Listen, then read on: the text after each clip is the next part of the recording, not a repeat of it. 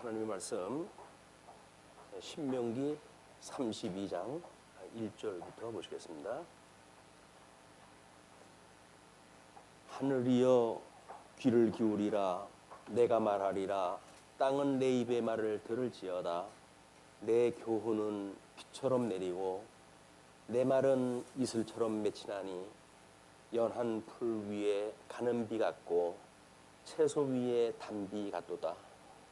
내가 여호와의 이름을 전파하리니 너희는 우리 하나님께 위엄을 돌릴지어다.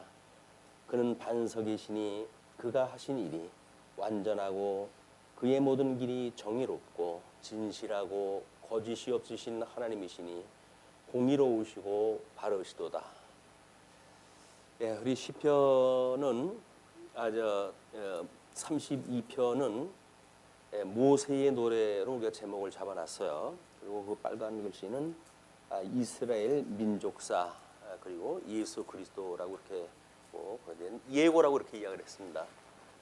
그러니까 모세는 이제 아브라함이 양변약을 받고, 그리고 이거 상실한 것이 사실은 애굽으로 내려온 거죠. 애굽으로 내려왔는데, 모세를 하나님께서 부르셔가지고 이 이스라엘 백성들을 출애굽을 하게 하십니다. 이 출애굽을 하게 하신 뒤에 40년 동안 이제 광야 생활을 하는데, 이 40년 광야 생활이라고 하는 모세가 직접 자기가 체험한 그 생활이죠. 그래서 출애굽을 갖다 했던 세대를 우리가 1세대라고 이야기를 했고, 그 다음에 이제 완전히 세대 교체가 되어져 가지고 지금 재교육을 받는, 신명기에서 재교육을 받는 사람들을 2세대라고 이렇게 이야기를 했어요. 자, 그러면 우리 지금 모세는 애굽에서 종로로 했을 때 태어났고, 애굽에서 지금 그 다른 남자아이들 다 죽이는 과정 중에 하나님께서 모세만 긍휼을 있게 하시고, 그리고 애굽의 공주 손에서 40년을 자라게 하시잖아요. 이 40년을 자라게 하셨고, 이 40년 동안 사실은 애굽의 문화를 전부 숙달을 갖다 한 거야. 애굽의 문화를 숙달을 갖다 하고, 그리고는 40년을 이제 자기 그 민족을 구하다가 끝내 미디안 광야에서 처가살이 40년 한 세월이 이 40년 세월이거든요. 그리고 여기에서 우리 하나님 앞에 부르심을 입고, 그리고 이스라엘 백성들을 애굽에서 출애굽을 갖다 했던 이제 그런 그 사건입니다. 근데 그것이 이제 40년이에요. 여기서 출애굽을 갖다 해가지고 광야 생활을 했던 이 40년이 120년 여정 중에 80년을 하나님 준비를 갖다 시키시고 40년을 우리 모세를 하나님께서 사용하다 하신 거예요.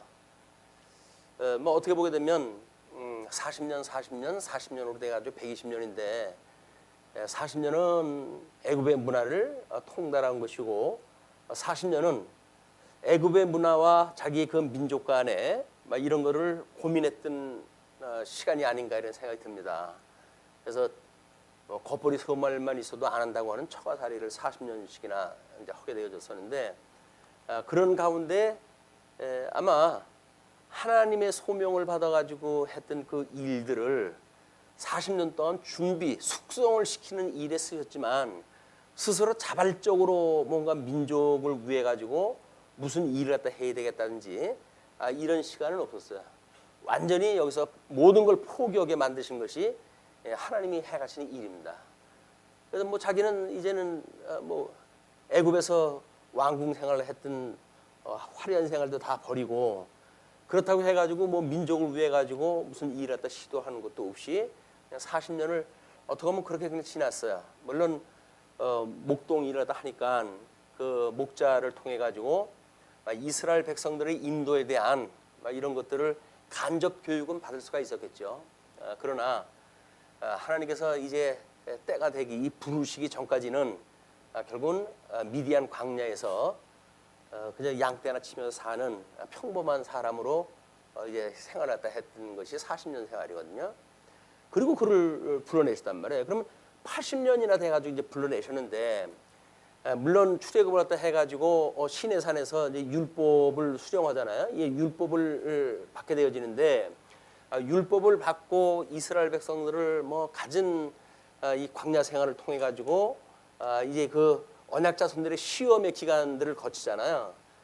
이 시험의 기간을 거쳤는데 이 재교육을 하는 마지막 그 장면인데, 거기에서 이스라엘의 민족사를 예언을 갖다 한단 말이에요.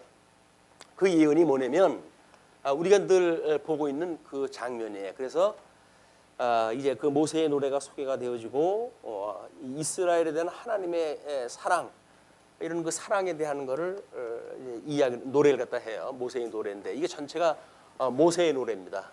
모세의 노래인데 지금 그 사랑에 대한 이야기, 하나님의 사랑에 대한 것이 14절까지 소개가 되어졌고 18절까지 이스라엘 배교에 대한 이야기, 배교. 이스라엘이 결국은 하나님의 사랑을 저버리고 배교가 되어지고, 하나님은 이것으로 이제 공의와 자비라고 하는 심판에 대한 그런 예고를 또 하시면서 39절로 43절 징벌을 하시게 돼요. 징벌.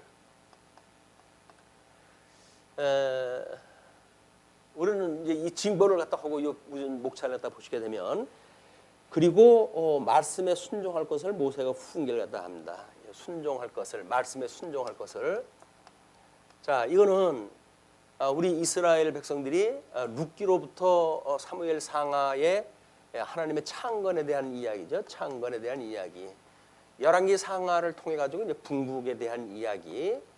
그다음에 역대기 상하를 통해 가지고 유수에 대한 이야기. 그리고 에스라서부터 에스더서까지 이제 회복에 대한 이야기예요. 이게 회복에 대한 이야기다. 그러면 모세가 지금 이 우리 신명기 들어와 가지고 처처에서 이걸 이야기를 하죠. 내가 너희를 내가 약속한 가나안 땅에 들어가게 되면 너희들은 나를 속히 떠날 것이야. 그때 내가 너희를 열방에 흩트겠고, 그러나 너희가 마음을 다하고 뜻을 다하여 돌아온다고 한다면 너희는 나의 백성이 되어지고 나는 너희의 하나님이 될 것이다 라고 하는 것을 처처에서 이야기가 됐어요. 그 처처에서 대한 이야기를 지금 결론적으로 이 재교육 끝자락에 결론적으로 이 노래를 부르는 것은 이 모세가 결국 이 아브라함을 불러가지고 하나님께서 언약자손, 이 언약자손이 지금 이 아브라함, 이삭의 야곱, 이 야곱의 12아들, 이걸 우리가 이제 언약자손이라고 그러잖아요.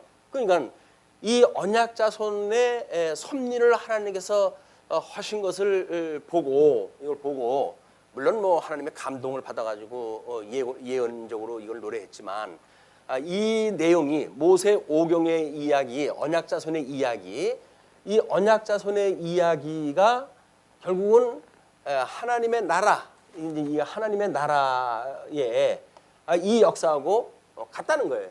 이거를 모세가 예고를 한 겁니다.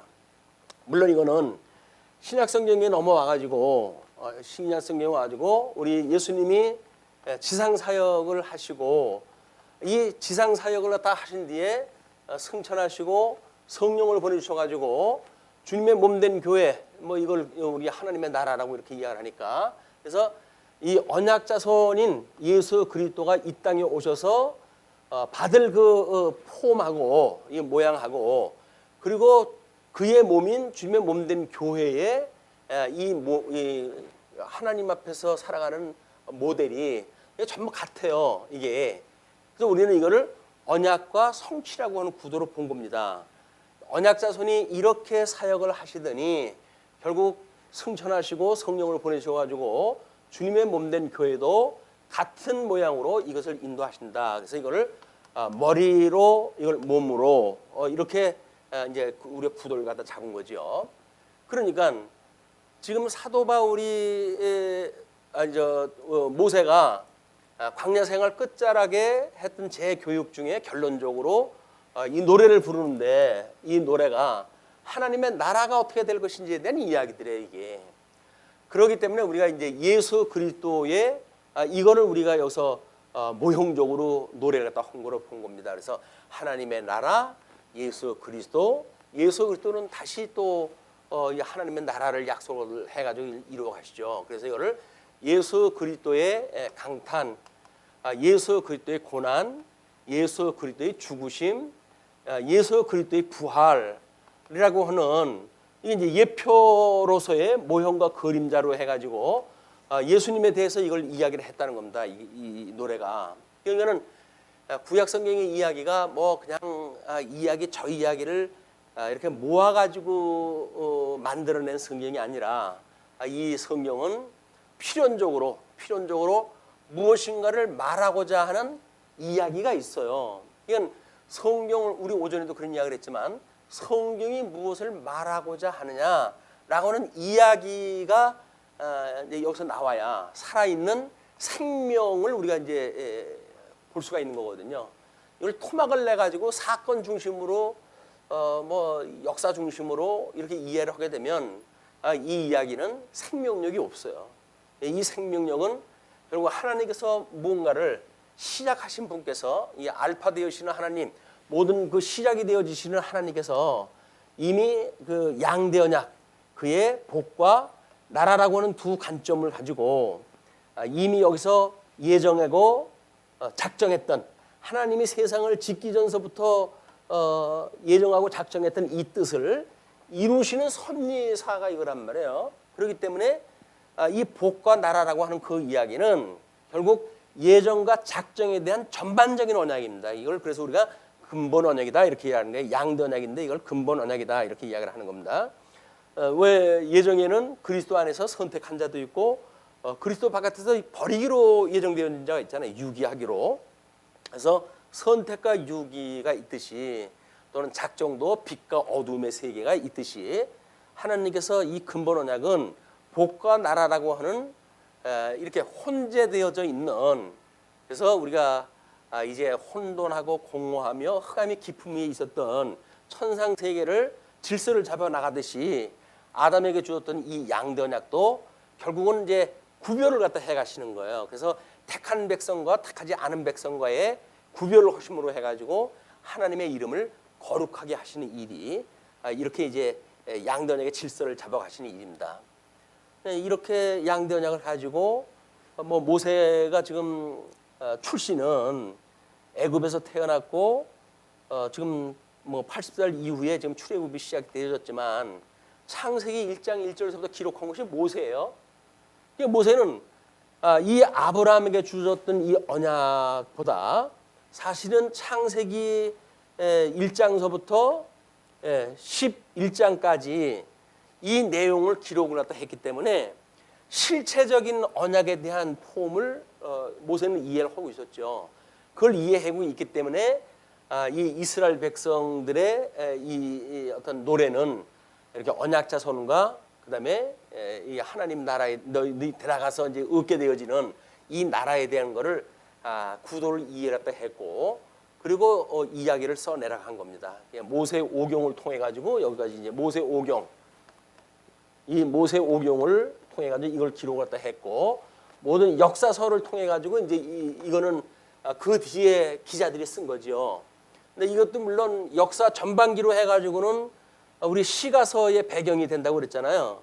그리고 역사 이 후반기로 해 가지고는 선지서의 이 배경사가 된다고 그렇게 이야기를 했어요. 그래서 우리 대선지서부터 소선지서에 대한 이 선지서의 이야기는 결국 너희들이 유수되어진 것은 불순종 때문에 그렇게 되어진 것이다. 그러나 너희들은 하나님께서 회복해 주실 것이야 라고 하는 그거를 이제 우리 뭐 이사야, 예레미야, 에스겔, 그다음에 우리 다니엘서까지 이런 걸 중심으로 해서 기록이 되어졌고, 소선지서 12그 소선지서의 이야기도 결국 이거예요. 너희들을 하나님께서 이렇게 보호하신다고 약속이 되어져 있다. 그러나 하나님과 너희들을 포로로 끌게 하시지만 대적의 원수를 전부 갚고 너희를 회복하셔라고 하는 것이 소선지서 12개의 소선지서의 이야기예요.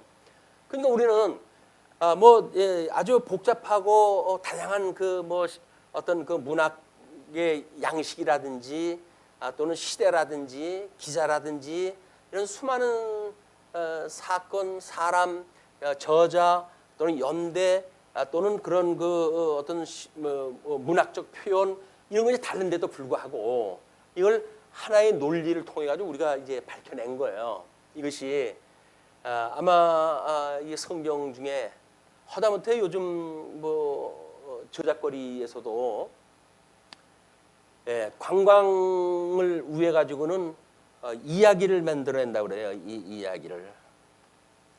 이 히스토리라고 하는 그것이 나름대로 뭔가 그 문화를 이해하는 데 상당히 도움이 되어지고 그렇기 때문에 어떻게 거기에 이야기를 씌우는가에 대한 이야기거든요. 똑같은 그런 그 뭐 관광 상품인데도 불구하고 거기에 이야기, 속담 또는 전해 내려오는 그런 그 이야기를 더 씌워가지고 사람들한테 관심을 갖게 하고 그렇게 해서 의미 있는 여행을 하겠다는 이야기가 되는 거예요. 의미라고 하는 것은 이야기여야 의미가 있지. 이걸 난도질을 쳐가지고 사건화되어진다는 이야기는 의미가 없어요. 그냥 사건으로 끝날 뿐입니다. 그래서 뭐 그걸 신문이라든지 뭐 요즘 TV라든지 하는 거를 뭐 팩트 체크라고 해가지고 사실이냐 아니냐 그걸 논하잖아요. 근데 그거는 사실이냐 아니냐 그런 그 이야기지. 거기에 어떤 의미가 있느냐라고 하는 건 배제가 되어진 겁니다.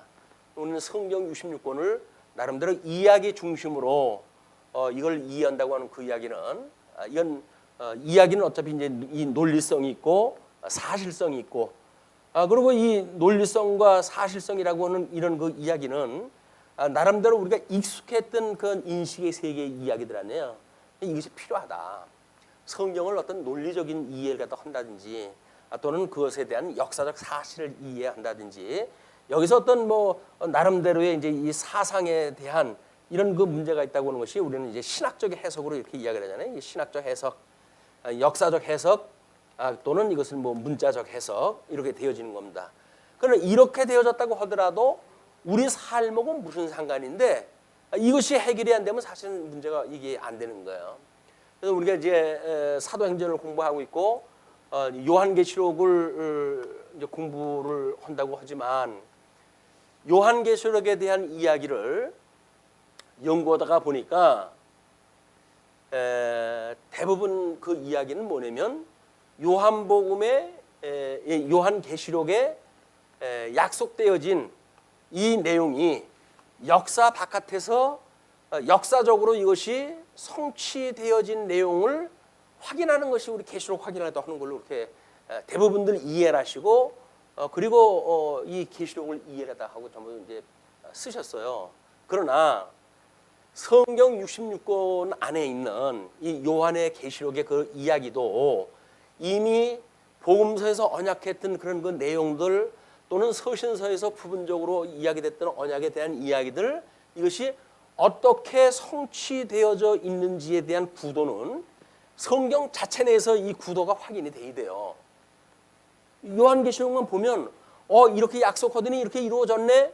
22장 가니까 하나님 나라가 이렇게 이루어졌네. 라고 해서 성경으로 확인되어지는 일이 이 성경 전체 말씀으로 우리가 확인되어지는 일이에요. 그리고 이런 성경관에 의해 가지고 우리는 이 교회사라고 하는 맥락으로 해가지고 이건 성취 사건이 아니라 해석의 사건이에요. 우리가 이런 믿음을 가지고 있는 사람들이 교회사의 역사를 어떻게 해석하는가에 대한 문제이기 때문에 요한계시록은 자체의 논리로 이미 다 이루어진 걸로 찾아내야 됩니다.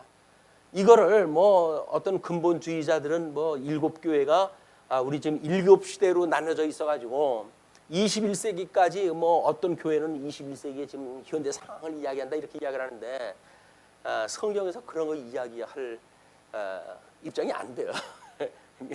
지금 우리 신명기에서 우리 모세가 이렇게 재교육을 하면서 기록했던 그런 그 모세의 노래는 그 모세의 노래가 성경 자체에서 이것이 성취되어짐으로 해가지고 의미가 있는 거예요. 그렇기 때문에 이것이 이제 다시 예수님을 예표했던 이야기이기 때문에 예수님을 예표했던 것로부터 우리는 신학적 의미를 찾게 되잖아요. 그리고 예수님으로 되어진 약속은 우리 주님의 몸된 교회에서 어떻게 이루어져 있는지를 하나님이 이렇게 언약대로 이루신다고 하는 하나님에 대한 이야기입니다. 이 하나님이 어떻게 섭리해 가시는가에 대한 이야기예요.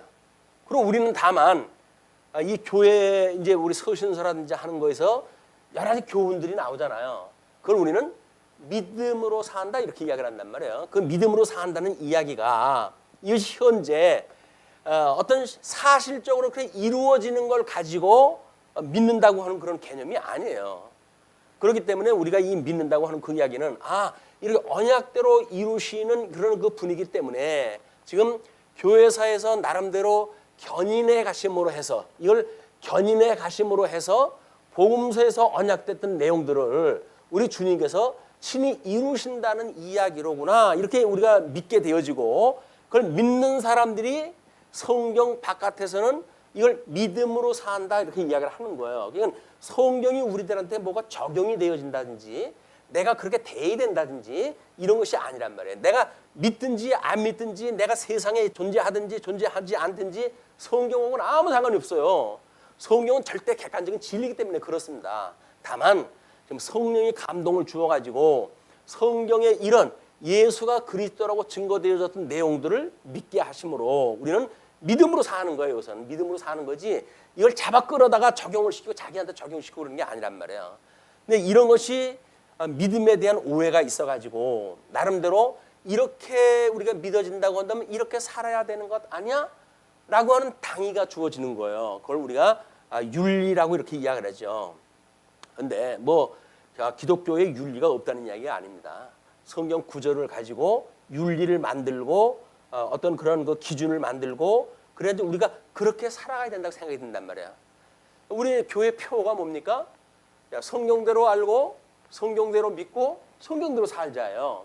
성경대로 살자는 이야기는 우리가 여기에 뛰어들어가지고 성경이 이렇게 말했으니까 우리가 그렇게 살자 그런 이야기가 아니란 말이에요.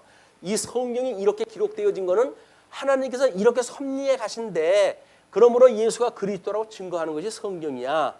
그래서 우리가 성경대로 배우는 거예요. 성경대로 믿는 거예요. 성경대로 산다는 이야기는 그걸 믿고 살아간단 말이야. 우리의 삶이 뭔가 인간 개조에 있다든지 다른 일반 종교처럼 예수님을 믿고 성경을 배우면 인간 개조를 갖다 한다든지 이런 개념이 아니다.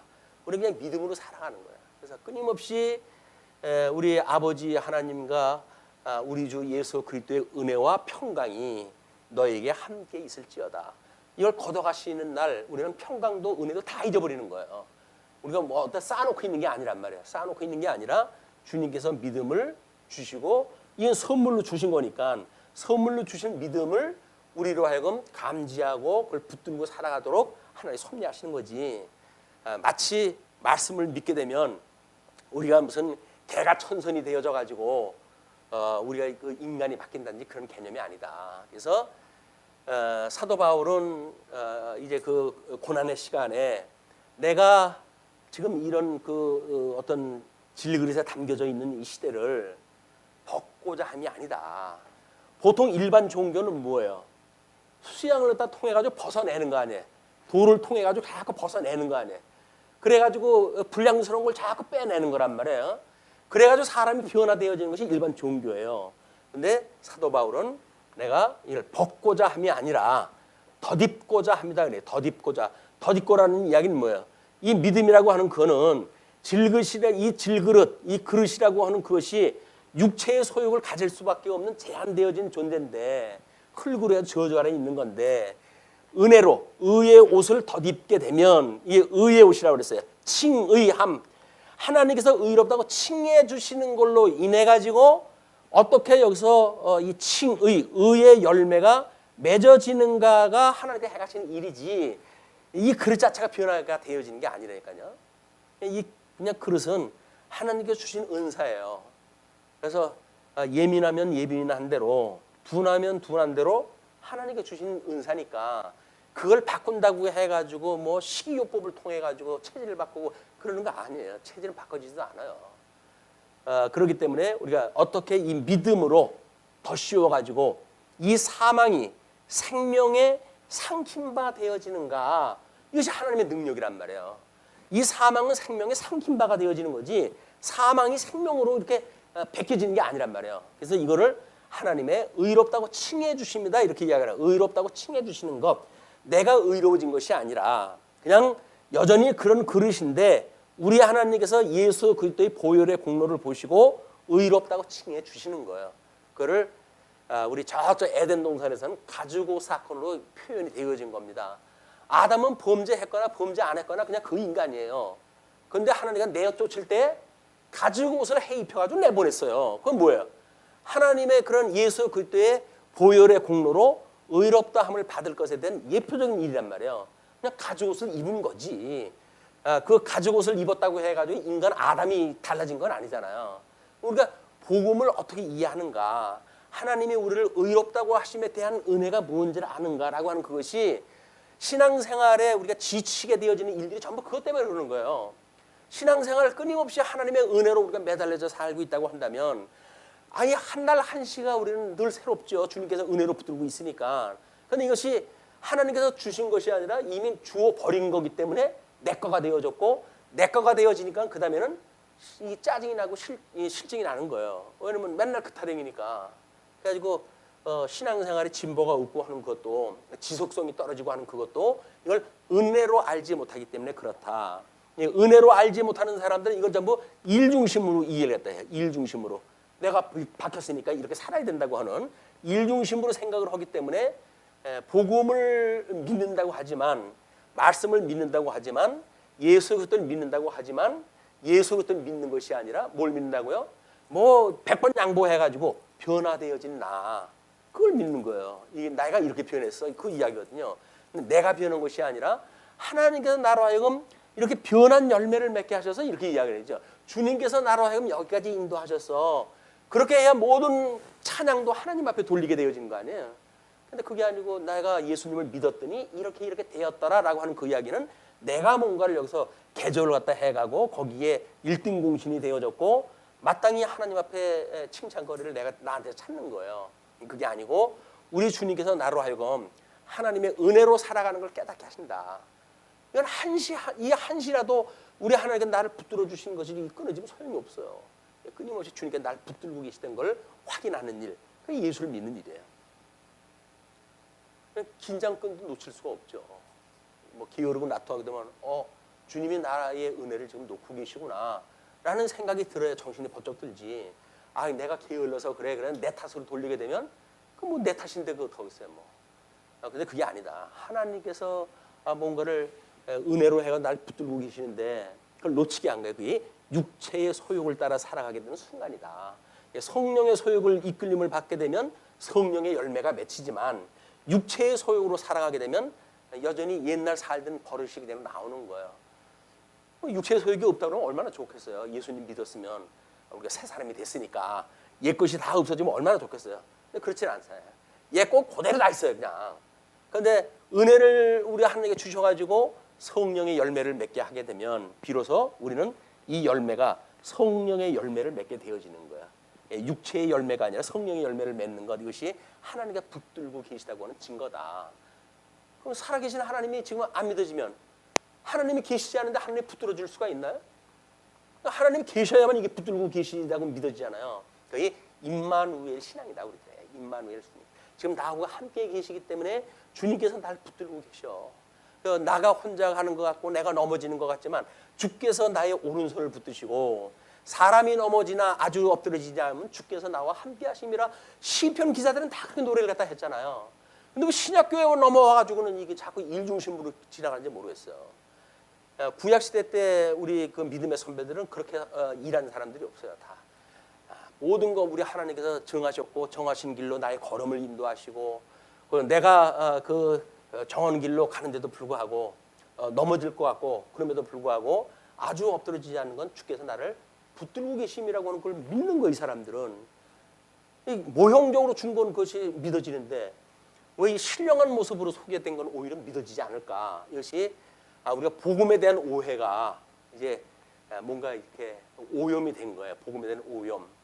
수많은 뭐 세월 동안 복음이 퇴색되어지고 나름대로 이거를 무슨 그 기능 중심으로 해가지고 우리의 이제 그 뭐 강론되어지고 성도들의 어떤 변화를 모색을 갖다 하고 이런 것 때문에 복음이 지금 변질이 되어진 거다. 복음은 인간이 개입해야 될 여지가 아무것도 없어요. 그냥 우리는 깨어지기 쉬운 질그릇 같은 존재일 뿐이다. 흙으로 지음을 받았을 뿐이다. 우리 하나님께서 우리를 죽었던 영을 살리셨을 때 우리 성령께서 우리를 살리셨고 살아난 우리 영에게 하나님의 소욕을 주어가지고 하나님의 뜻을 따라 살아갈 수 있도록 은혜로 우리를 붙들고 계시다라고 하는 것이 복음의 진수란 말이에요. 이제 아주 쉬운 것 같은데 사실은 이런 설교가 거의 없어요. 예수님을 믿는 것이 복음이다 이렇게 하는 것이 없어요. 말은 예수를 믿어야 된다고 그래요. 근데 믿는다는 게 뭐예요? 성경에 나온 대로 우리가 살아가는 것이 예수 믿는다고 생각이 드니까 그게 아니에요. 우리는 철저하게 예수님이 지금도 하나님 보좌 우편에서 우리들의 일거수일투족을 다 하감을 하고 계시고 그래서 우리들의 뭐 이 운사자와 같이 덤빌 자가 있음에도 불구하고 주님께서 그거 왜 모르시겠어요? 거기에 뭐 우리 교회 같은 경우는 말씀으로 해가지고 방피막을 주시고 그래서 피할 길을 주시는 것이 우리 하나님의 확신의 일이다.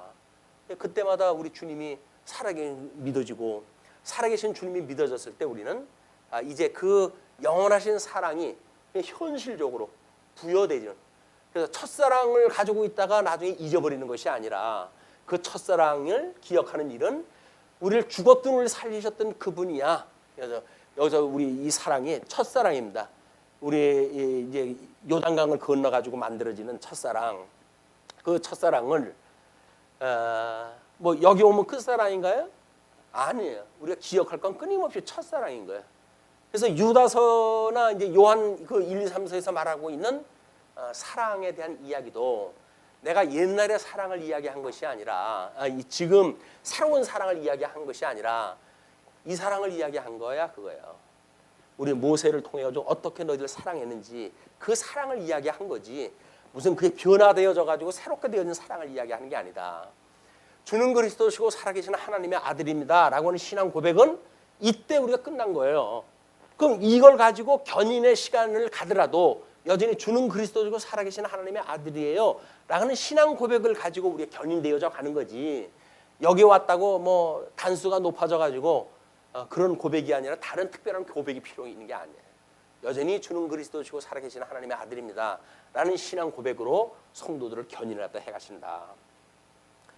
복음은 간단한 것 같은데 복음이 이제 변질이 돼가지고 그런 게 없기 때문에 그러나 작은 모세는 이런 성령의 감동을 받아가지고 실체적인 그런 그 양대 언약에 대한 걸 충분히 알았기 때문에 모세 오경을 통해서 모형적으로 한 세트로 해가지고 설명이 되어진 거예요. 그래서 실체적인 것, 모형적인 것이 모세의 이 어떤 그 성령의 감동을 받아가지고 기록한 모세 오경에 기록되어진 거다. 그렇기 때문에 지금 이 재교육을 하는 일이 아니 그 뭐 한 500년 살았던 아니 500년 동안의 그런 그 어떤 그 여정 이제 아브라함서부터 모세가 이제 그 500년 뒤의 인물인데 어떻게 그 이전의 사건이라든지 뭐 이런 그 일들을 경험하지도 않았고 근데 이걸 구조적으로 이해할 수 있었는가? 그건 성령의 감동을 받아가지고 실체적으로 1장서부터 11장까지 내용만 알게 되면 성경 전체 내용이 그게 예표로 보여준 거니까 그 내용을 이제 모세가 기록을 했고 그 다음에 창세기 12장서부터 이 끝까지는 전체적으로 지금 이런 그 언약이 이루어지는 하나님의 그런 말씀의 성취 능력, 말씀의 능력에 의해서 된다고 믿었기 때문에 재교육을 됐을 때 하나님 나라에서 자기는 건너가지도 못했고 그냥 눈으로만 멀뚱멀뚱 봤던 곳이에요. 얼마나 들어가고 싶었던 곳입니까? 하나님 못 들어가게 하잖아요. 그거를 모세는 특별히 이제 우리가 모세를 율법의 대표로 이야기를 하잖아요. 율법의 대표로 이야기를 하고 그다음에 엘리야는 선지의 대표로 이야기했다 합니다. 그래서 예수님에 대한 이야기를 율법과 선지의 모든 것을 이루었다고 이렇게 이야기를 해요. 율법과 선지를 이루었다는 그 이야기는 이제 구약 성경의 모세 오경과 또는 역사서의 모든 그 내용들이 하나님의 언약대로 되어져 있는 것이 예수님에 대한 이야기다. 그런 이야기죠. 자, 이런 구조를 가지고 그다음에 이제 그 표현 내용은 시문학적 표현이 되어져 가지고 조금은 뭐 여러 가지 좀 뭐 해석이 난해한 것도 있고 그래요. 그러나 이런 구도를 가지고 되어져 있다고 하는 걸 전제로 해가지고 읽어 나가면 아마 그 뉘앙스가 이제 들어올 거야. 성령의 감동으로 뉘앙스를 우리가 알게 되어집니다. 자, 그럼 4절까지 하나님을 찬양하는 모세의 노래에 이어서 5절부터 14절까지 이스라엘에 대한 하나님의 사랑을 이렇게 이야기를 합니다. 그들이 여호와를 향하여 악을 행하니 하나님의 자녀가 아니요 흠 있고 삐뚤어진 세대로다. 어리석고 지혜 없는 백성아, 여호와께 이같이 보답하느냐? 그는 내 아버지시요 너를 지으신 이가 아니시냐? 그가 너를 만드시고 너를 세우셨도다. 옛날을 기억하라. 역대의 연대를 생각하라. 내 아버지에게 물으라. 그가 내게 설명할 것이요 내 어른들에게 물으라. 그들이 내게 말하리로다. 역사적인 교육이 이제 계속 되어질 수가 있기 때문에 그러는 거죠. 그러면서 지극히 높으신 자가 민족들에게 기업을 주실 때에, 인종을 나누실 때에 이스라엘 자손의 수요대로 백성들의 경계를 정하셨도다. 여호와의 분깃은 자기 백성이라. 야곱은 그가 택하신 기업이로다. 여호와께서 그를 황무지에서 짐승이 부르짖는 광야에서 만나시고 호위하시며 보호하시며 자기의 눈동자같이 지키셨도다. 그 모습이 마치 독수리가 자기의 보금자리를 어지럽게 하며 자기의 새끼 위에 너풀거리며 그의 날개를 펴서 새끼를 받으며 그의 날개 위에 그것을 엎는 것 같이 여호와께서 홀로 그를 인도하셨고 그와 함께 한 다른 신이 없었도다. 이제 뭐 유일하신 하나님을 그렇게 섭리를 갖다 통해서 보여주셨다는 겁니다. 여호와께서 그가 땅의 높은 곳을 타고 다니게 하시며 밭의 소산을 먹게 하시며 반석에서 꿀을, 굳은 반석에서 기름을 빨게 하시며 소의 엉긴 젖과 양의 젖과 어린 양의 기름과 바산에서 난 수양과 염소와 지극히 아름다운 밀을 먹이시며 또 포도즙의 붉은 술을 마시게 하셨도다. 지금 계속 하나님이 어떻게 이스라엘 백성들을 사랑하셨는지 그 인도하심에 대한 그걸 소유하게 한 거예요. 그럼 이거는 심리학적인 표현으로 해가지고는 예수님을 어떻게 이제 그를 보호하시고 이 땅에 오셔가지고 이런 강탄서부터 부활에 이르기까지 인도하셨는지 막 그런 그 내용이기도 하고, 그걸 좁혀놓고 본다고 한다면 세상을 사랑해가지고 우리 예수님을 독생자를 보내주신 이 사랑에 대한 이야기죠. 하나님이 세상을 이처럼 사랑하사 독생자를 보냈으니 이는 저를 믿는 자마다 구원을 얻게 하려 하심이라고 그러지 않았어요. 그런 걸 지금 이야기하다 한 거다. 그 다음에 15절로부터 18절까지 보시게 되면 이스라엘의 배교가 소개가 되어집니다. 그런데 그렇게 사랑하셨는데 여수론이 기름짐에 발로 찼도다. 내가 살찌고 비대하고 윤택함에 자기를 지으신 하나님을 버리고 자기를 구원하신 반석을 없이니거도다. 그래서 인간은 배부르면 안 된다는 겁니다.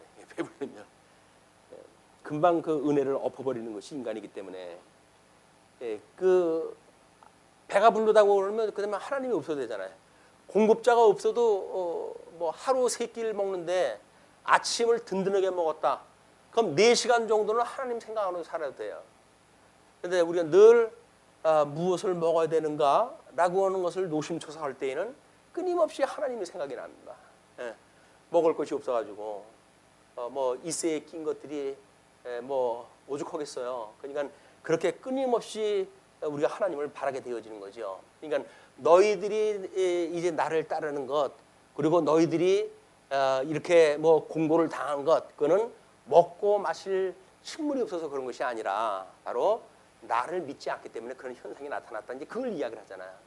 끊임없이 우리 하나님 앞에 붙들려져 있는 걸 기억하는 일이 신앙생활의 가장 기본적인 베이스다. 그리고 그들이 다른 신으로 그의 질투를 일으키며 가증한 것으로 그의 진노를 격발하였도다. 이 우상 섬기고 하는 것은 하나님께서 아주 싫어하시는 일이 이제 신약교회에 오게 되면 적그리스도입니다. 적그리스도. 이 적그리스도고 이 적그리스도에 대한 우상 이거를 이제 우리가 우상 숭배라고 이야기를 하는데 신약교회에 오게 되면 탐심이 곧 우상 숭배라고 그러잖아요. 그건 탐심이 뭐예요? 지족을 모르는 거예요. 지족을. 그러니까 먹을 것이 있고 입을 것이 있은즉 족한 줄로 깨달아야 되는데 옆에 사람 보니까 자보다 많잖아요. 그러니까 우리는 끊임없이 욕심이 발동을 해요. 옆에 사람이 나보다 많은 사람이 미워요. 이래가지고 하는 것이 이게 탐심으로 만들어지는 일들이기 때문에 어떻게 하나님의 절대 주권을 믿고 하나님이 우리들의 정말 참새 한 마리가 땅에 떨어지는 것까지도 하나님의 허락이 없으면 안 된다고 하는 너무 믿어지지 않는 그럼에도 불구하고 사실은 그 이야기를 어떻게 우리가 이해하는가 이것이 성경 공부의 사실은 재미입니다. 성경 공부하면 그런 걸 통해 가지고 맞아 주님께서 나를 붙들고 계시지 내 머리 털럭 하나도 내가 검거나 희게 할 수 없는데 주님께서 나를 이렇게 온전히 붙들고 계셔라고 하는 걸 믿는 것이 하나님의 사랑을 확인하는 순간들이라니 그게. 그러니까 성경을 우리가 읽고 깨달아가는데 기쁨이 있는 거지. 성경을 뭐 하루 석 장 또는 주일날은 5장 읽으면 일독이 된다. 그런 걸로 하는 거는 그런 재미가 없어요. 우리가 일용할 양식을 주시옵고 끊임없이 일용할 양식이 필요하지 쌓아놓는 그런 음식이 필요한 게 아니에요. 다른 사람한테 과시할 내가 성경을 몇 독했어 그런 걸 자랑하고 싶은 것들이 이 양식이 아니에요. 그건 곳간에다 뭐 쌓아놓는 어떤 그 먹거리인지 모르지만 우리들한테는 오늘 하루를 살아가는 양식이 필요한 거예요. 아침 먹고 돌아서게 되면 내가 무슨 일을 갖다 해야 되는데 이것이 하나님이 오늘 우리를 향하신 기뻐하신 뜻이 뭘까? 그걸 우리가 분별하고 우리가 우리에게 죄 진 자를 사해 준 것처럼 우리 죄를 사하시고 우리를 그 환경에서 시험에 들게 하지 마시고 그리고 그 악에서 건져주세요. 그 긴 이야기 아니에요. 아침서부터 점심 먹을 때까지 그 어간에 대한 이야기 뭐 점심 먹고 저녁 먹을 때까지 어간에 대한 이야기 또는 어떤 사건을 만났을 때 뭐 잠깐 있을 어간의 이야기들이에요. 그게 왜 내가 그 사람을 만나야 되지? 만나는 의미가 뭐지? 막 이런 것들을 충분히 생각하는 이런 것이 필요하지 않을까. 오랜만에 그 나피드가 뭐 새로운 걸 시도했어요. 뭐 예능의 극단은 사실이다 뭐 이렇게 이야기를 하면서 두 배우를 제주도 상감방을 하나 지어줘가지고 거기서 그냥 살려온 거예요. 도심에서 바쁘게 살던 사람이 거기서 모릅니까? 근데 뭐 요즘 그게 이제 유행이래요. 그걸 금요일 날 방영을 또 하면서 어떤 그 정신학자가 직접 감옥에 들어가 가지고 그런 갇혀 있으면서 사색하는 그런 시간들을 연구한 사람이 있대요. 이제 그 사람의 연구를 기반으로 해가지고 되게 독자적으로 이렇게 감방 같은 밀폐되어져 있는 공간에 혼자 들어가가지고 외부인하고 거래가 없어요. 관계가 없어요. 다 끊어져 있어요. 거기서 이제 홀로 살아가야 돼. 기본적인 것만 주고 이제 그렇게 하는데 카메라는 뭐 수십 대가 돌아가지만 그런 그 가운데 살아가면서 많은 자기의 생각들을 하고 내가 왜 바삐 살았는지 뭘 위해서 뛰었는지 그런 걸 돌아보는 거예요. 이제 돌아보는 거. 그래서 그게 금요일 날 저녁 프로그램인데 아마 그 사람들의 시도는 직장인들, 이 바쁜 직장인들이 이제 금요일 날이면은 이제 끝나잖아요. 이제 연휴가 시작이 되어지니까 연휴를 맞이하면서 그 사람들이 가장 힐링으로 갖고 싶은 게 뭘까? 그거를 그렇게 예능 프로로 만든 거래요. 뭐 철학자에 대한 이야기 뭐 이런 걸 다 배려해가지고 프로그램을 만들었는데 그냥 우리들은 생각 없이 보게끔 만들어 놓은 거야. 아무 생각 없어. 그 사람들 연출하는 사람도 생각 없이 그냥 하는데 우리가 뭐 생각 머리 돌릴 게 없어요. 그냥 가만히 그냥 하는 사람들 이거 들여다보고 그러면 힐링하는 거래. 그게 이제 힐링하는 거. 근데 말씀으로 힐링이라고 하는 게 그게 아니에요. 끊임없이 사색을 갖다 해야 돼. 하나님에 대한 거 사색. 이 세상의 걸 버리는 거는 똑같습니다. 그러나 여기서 멍 때리는 게 아니라 아버지의 뜻이 무엇인지를 끊임없이 분별하는 일이기 때문에 세상에서 가지고 있는 힐링의 방법하고는 전혀 달라요. 물론 세상의 걸 다 버리고 그럴 필요가 있죠. 그러나 하나님의 기뻐하신 뜻이 무엇일까에 대한 끊임없는 생각을 가지고 있는 것이 성도들의 힐링이에요. 말씀이 우리를 위로 갖다 주시는 일이다. 예, 말씀이 없어가지고 힘이 드는 거지 여기서 조건 때문에 힘든 게 사실은 아니에요. 우리 쏟고 있는 거예요. 사단들에 쏟고 있는 거예요. 여기서 상황 때문에 우리 힘들어하는 것이 아니라 여기서 말씀이 없기 때문에 여기서 힘든 겁니다. 그때마다 우리 일용할 양식을 주시옵고 우리 하나님 기도하시고 그래서 하나님의 이 선하신 뜻이 뭔지 그걸 깨닫게 되어지는 순간 아무것도 없고 무료했던 그런 그 시간들이 하나님께서 그걸 역전을 시키게 되면 우리들한테 뜨거운 마음도 주시고 새로운 각오도 주시고 해석도 주시고 이런 개벽의 시간들이 만들어질 겁니다. 그걸 통해서 예수님을 믿는 영적 제사, 자기를 하나님 앞에 드리는 이런 그 시간으로 훈련되어지는 것도 필요하다고 생각이 듭니다. 자, 그렇게 해서 그 17절 그들은 하나님께 제사하지 아니하고 귀신들에게 하였으니 우상 숭배하는 거예요. 곧 그들이 알지 못하던 신들 근래에 들어온 새로운 신들 너희의 조상들이 두려워하지 아니하던 것들이로다. 우리 새로운 거에 늘 관심을 갖게 되어지는데 그냥 귀신들이 끌고 들어오는 건데 새로운 어떤 그 옷을 입혀가지고 우리 관심을 끌게 해가지고 이 귀신 장난하는 거예요. 너를 낳은 반석을 내가 상관하지 아니하고 너를 내신 하나님을 내가 잊었도다. 이게 우리 반석 대신 예수 그리스도 이런 걸 상관하지 않고 그거로부터 새로운 생명을 얻었던 그런 하나님을 우리가 잊었다라고 하는 신학적인 해석하고도 맞물려 있는 겁니다. 그 다음에 19절부터 25절 하나님의 진노에 대한 이야기가 나와요. 자, 그러므로 여호와께서 보시고 미워하셨으니 그 자녀가 그를 경노하게 한 까닭이로다. 그가 말씀하시기를 내가 내 얼굴을 그들에게서 숨겨 그들의 종말이 어떠함을 보리니 그들은 심히 패역한 세대요 진실이 없는 자녀이미로다. 그들이 하나님이 아닌 것으로 내 질투를 일으키며 허무한 것으로 내 진노를 일으켰으니 나도 백성이 아닌 자로 그들에게 시기가 나게 하며 어리석은 민족으로 그들의 분노를 일으키리로다. 우리가 시기 난다는 이야기는 결국은 하나님께서 하나님의 백성 아닌 걸로 해서 시기나게 하는 거예요. 믿지 않는 자들을 통해 가지고 믿지 않는 사람도 저렇게 잘 사는데 난 이게 무슨 꼴이람? 이렇게 해가지고 좌절하게 만드시고 합니다. 그런데 그러므로 내 분노의 불이 일어나서 수월의 깊은 곳까지 불사르며 땅과 그 소산을 삼키며 산들의 토도 불타게 하는도다. 내가 재앙을 그들 위에 쌓으며 내 화살이 다할 때까지 그들을 쏘리로다. 다할 때 다 하질 않아요. 끝없이 자는 끝날 때까지 쏘시겠다는 이야기입니다. 그들이 주림으로 쇠약하며 불같은 더위와 독한 질병에 삼켜질 것이라. 내가 들짐승의 이와 티끌에 기는 것의 독을 그들에게 보내리로다. 밖으로는 칼에 방 안에서는 놀람에 멸망하리니 젊은 남자도 처녀도 백발노인도 함께 젖먹는 아이까지 그러하리로다. 26절서부터 38절까지 하나님의 공의와 자비에 대한 이야기가 계속됩니다. 내가 그들을 흩어서 사람들 사이에서 그들에게 대한 기억이 끊어지게 하리라 하였으나 혹시 내가 원수를 자극하여 그들의 원수가 잘못 생각할까 걱정하였으니 원수들이 말하기를 우리의 수단이 높으며 여호와가 이 모든 것을 행함이 아니라 할까 염려함이라.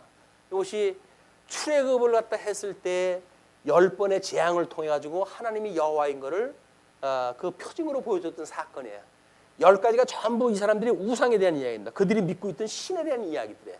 그거를 이제 그 모세를 통해 가지고 이 우상을 전부 승리혁심으로 해가지고 나중에는 생명의 신까지도 그들이 믿는 생명신을 다 무너뜨리고 급기야 우리 모세가 그들을 인도해내지요.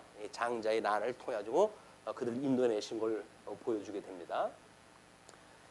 결국 요한계시록에 가가지고 7 나팔의 재앙도 전부 그 이야기예요. 사실은 어떻게 너희들을 출애굽을 시켜주셨는지, 어떻게 사망에서 건지셨는지 그걸 모른다고 한다면 너희들한테 그런 나팔로 해가지고 이게 믿지 않는 자들 무너뜨려서 너희들한테 내 능력을 보여줄 거야, 그 이야기예요. 그래서 7인까지는 하나님의 권능에 대해서, 7 나팔은 재앙에 대해서, 그 다음에 7 대접은 진노에 대해서 하나님의 영광을 보여주는 사건들이다. 그들은 모략이 없는 민족이라 그들 중에 분별력이 없도다. 만일 그들이 지혜가 있어 이것을 깨달았으면 자기들의 종말을 분별하였으리라. 그 다음에 그들의 반석이 그들을 팔지 아니하였고 여호와께서 그들을 내주지 아니하셨더라면 어찌 하나가 천을 쫓으며 둘이 만을 도망하게 하였으리요. 진실로 그들의 반석이 우리의 반석과 같지 아니하니 우리의 원수들이 스스로 판단한도다. 이거는 모세의 그 권능과 또는 바로의 권능과 이걸 대비해가지고 보여주는 사건이기도 해요. 그래서 이는 그들의 포도나무는 소돔의 포도나무요 고모라의 밭의 소산이라. 그들은 포도는 독이 든 포도이니 그 송이는 쓰며 그들의 포도주는 뱀의 독이요 독사의 맹독이라. 이것이 내게 쌓여 있고 내 곳간에 봉하여 있지 아니한가. 그들이 실족할 그때에 내가 보복하리라. 그들의 환난 날이 가까우니 그들에게 닥칠 그 일이 속히 오리로다. 참으로 여호와께서 자기 백성을 판단하시고 그 종들을 불쌍히 여기시리니 곧 그들의 무력함과 갇힌 자나 노인자가 없음을 보시는 때로다. 또한 그가 말씀하시기를 그들의 신들이 어디 있으며 그들의 피하던 반석이 어디 있느냐. 그들의 재물의 기름을 먹고 그들의 전제의 재물인 포도주를 마시던 자들이 일어나 너희를 돕게 하고 너희를 위해 피난처가 되게 하라.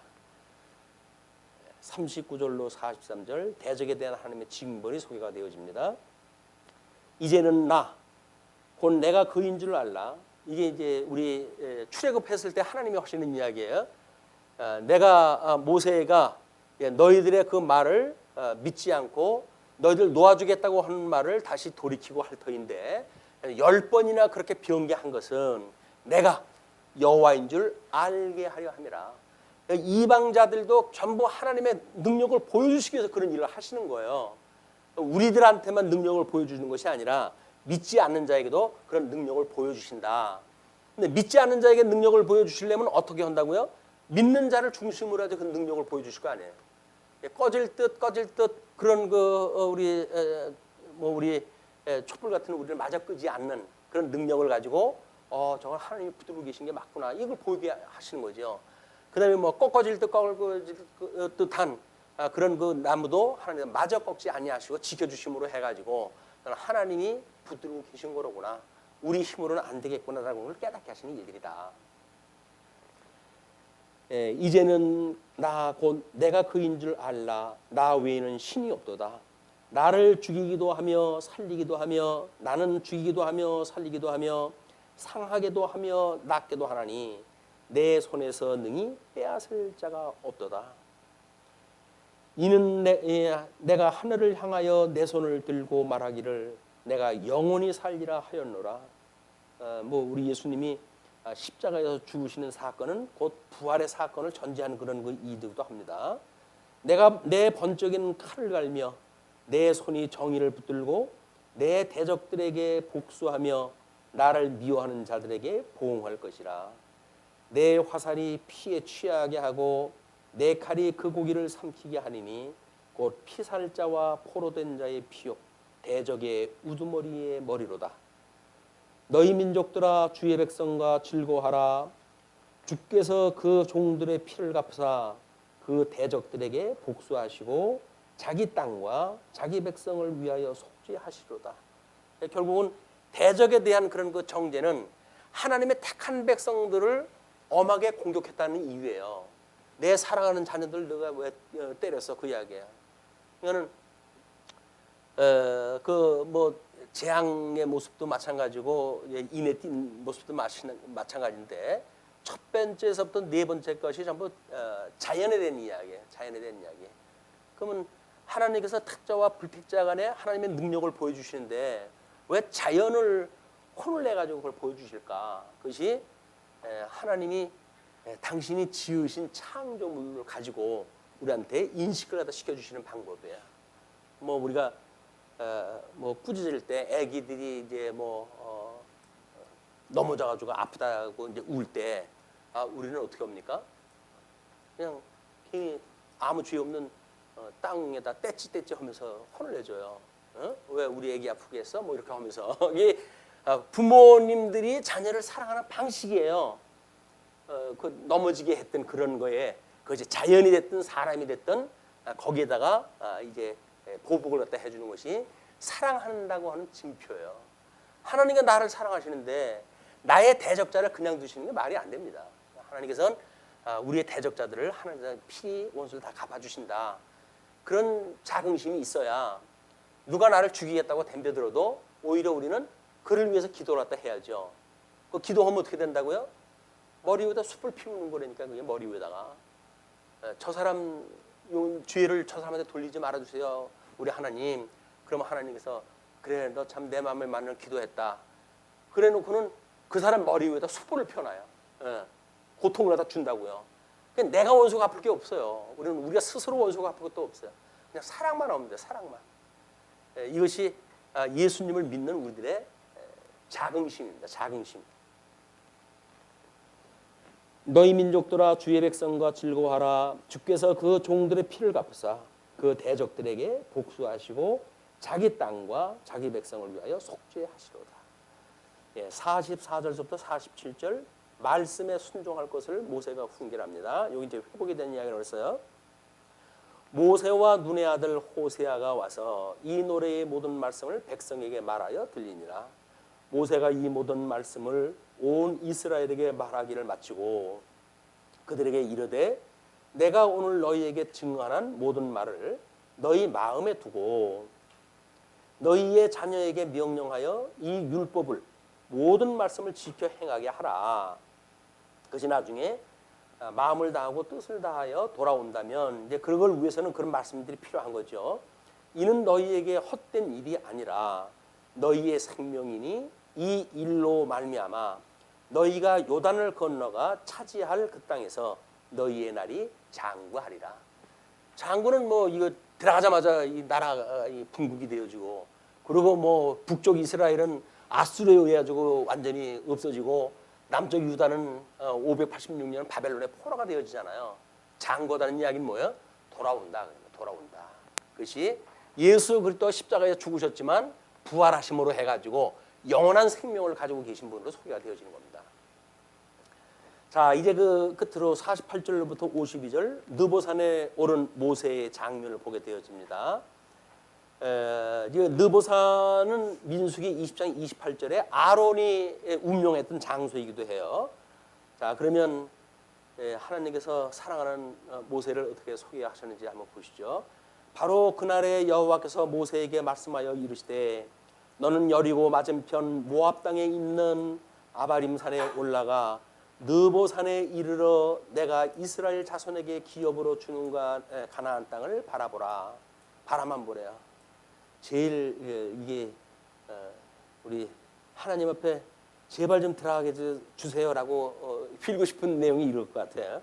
바라만 보게 하셔요. 지금도 마찬가지입니다. 우리가 이제 예수님을 믿고 이 교회에서 산다고 하는 그 이야기는 여기서 산다는 이야기는 영원한 하나님 나라 들어간 게 아니잖아요. 육신을 입고 우리가 살아가기 때문에 지금 우리는 여기서 바라보고 살아가는 거예요. 바라보고 살아가는 것. 그걸 소망이라고 그렇게 얘기합니다. 바라보고 살아가는 것. 우리 하나님이 약속했던 마지막 그 새하늘과 새 땅에 어떻게 살게 하시는지 그걸 바라보고 사는 일이다.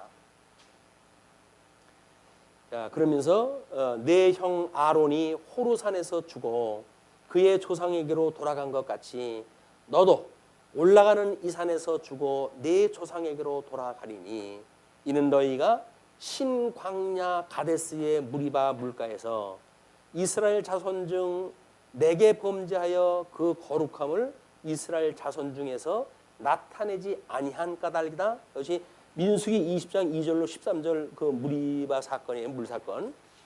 그리고 내가 비록 내가 이스라엘 자손에게 주는 땅을 맞은편에서 바라보곤 하려니와 그리로 들어가지는 못하리라 하시니라. 이것이 율법을 가지고는, 이 모세가 받았던 그 율법을 가지고는 하나님 나라 갈 수가 없어요. 그러나 모세가 출애굽을 갖다 했을 때 하나님께서 홍해를 갈라주시고 그리고 사람들을 건너게 하셨잖아요. 그러나 요단강을 건너게 하실 적에는 하나님 갈라주시지를 않고 믿음으로 그 장마철에 요단강을 밟음으로 해가지고 거기 건너가는 표적을 보여주시죠. 여기 믿음으로 사는 사람들의 이야기예요. 모세 율법으로 해가지고는 끝내 들어가지 못하는 그런 사건을 복음적으로 설명하는 겁니다. 그래서 이 물 언약으로 대한 이 물 심판에 대한 이야기, 또는 우리 이쪽에 엘리야 사건을 통해 가지고는 불로 심판했다고 하잖아요. 그래서 불과 물이라고 하는 걸 가지고 예수님이 받으실 물세례와 불세례에 대한 이런 것도 예표로 보여주시고, 구약의 모든 내용들이 복음에 대한 것을 종합적으로 설명했다 한 내용들이에요. 그래서 우리가 얼마나 많은 그 복음을 읽어내는가가 구약을 읽는 재미이기도 합니다. 비록 내가 이스라엘 자손에게 주는 땅은 맞은편에서 바라보기는 하려니와 그리로 들어가지는 못하리라 하시니라. 그래서 모세의 안타까운 그런 그 모습은 어떻게 보면 우리들의 모습인지도 모르겠어요. 우리 하나님 나라의 마지막 때가 됐으면 혹시 우리가 살아 있으면서 환난을 피해 가지고 천년왕국에 들어갈 수 있을지 모르겠지만 우리 때에는 그게 안 이루어지는 걸로 보아가지고 그것도 이제 기대하기 어렵습니다. 아니면 순교를 갖다 해서 순교가 되어지게 되면 우리 주님 오시는 날 우리가 부활을 갖다 해가지고 주님을 영접하러 가니까 그렇게나 삶은 모를까. 지금의 열정과 우리 환경 가지고는 주님을 위해 가지고 목숨을 끊기도 어려운 것 같고 우리들한테는 기대하기 어려운 상황인 것 같습니다. 네, 기도하시죠.